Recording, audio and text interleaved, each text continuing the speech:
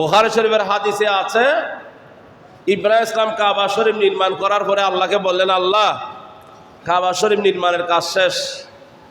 আন ইবনে আব্বাস রাদিয়াল্লাহু তাআলা আনহু قال قال رسول الله صلى الله عليه وسلم فرغ ইব্রাহিম আলাইহিস সালাতু ওয়াস সালাম মিন বিনাইল কাবা। কাবা শরীফ নির্মাণ কাজ শেষ করে ইব্রাহিম আলাইহিস সালাম অবসর হলেন। অবসর হওয়ার পরে কল উনি বললেন, ইয়া রব, ওহে আল্লাহ, কদ ফারাগতু, আমি তো কাবা শরীফ নির্মাণের কাজ শেষ করলাম, এখন আমার কি করতে হবে?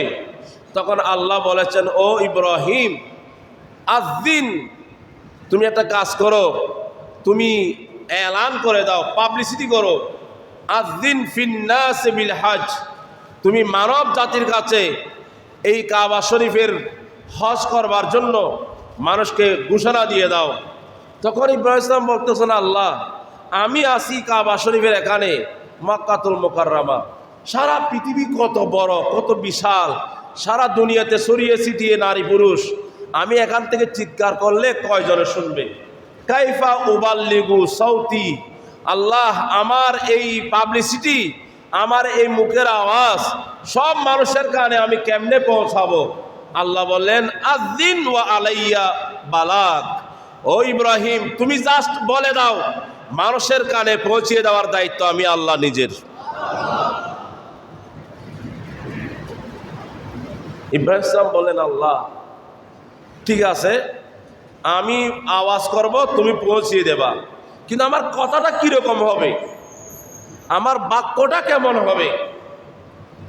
আমার আল্লাহ বলেন, কুল ইয়া আইয়ুহান নাস কুতিবা আলাইকুমুল হজ ইলাল বাইতিল আতীক ফাআজিবু রাব্বাকুম। ইব্রাহিম, তুমি এইভাবেই বলো, ইয়া আইয়ুহান নাস, হে মানব জাতি, কুতিবা আলাইকুমুল হজ, তোমাদের উপর হজ ফরজ করা হয়েছে, ফাআজিবু রাব্বাকুম, তোমরা তোমাদের রবের ডাকে সাড়া দাও। সুবহানাল্লাহ।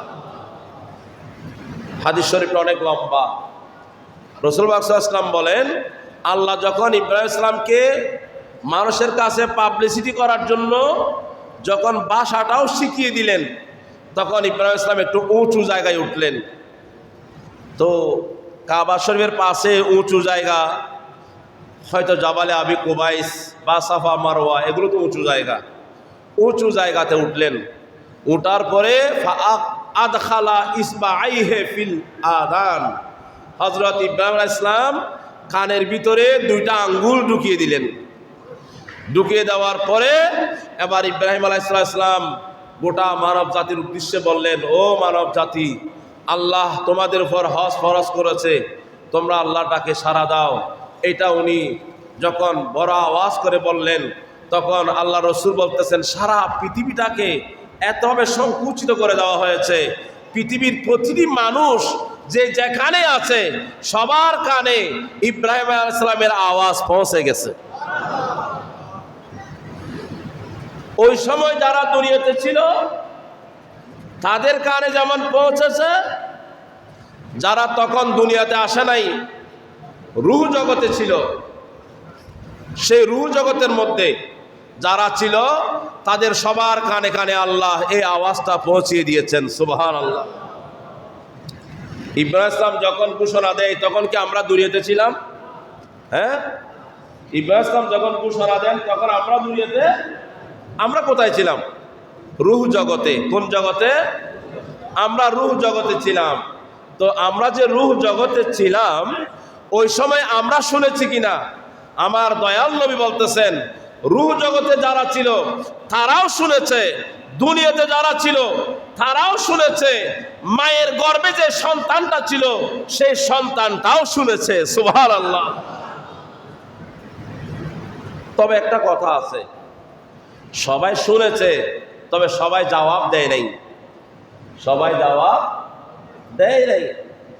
দয়াল নবী বলেছেন, রূহ জগতে যারা শুনে জবাব দিয়েছে, দুনিয়ার জমিনে যারা শুনে জবাব দিয়েছে, মায়ের গর্ভে যারা শুনে জবাব দিয়েছে, যতবার জবাব দিয়েছে তার জীবনে ততবার হজ্জে বাইতুল্লাহ নসিব হয়ে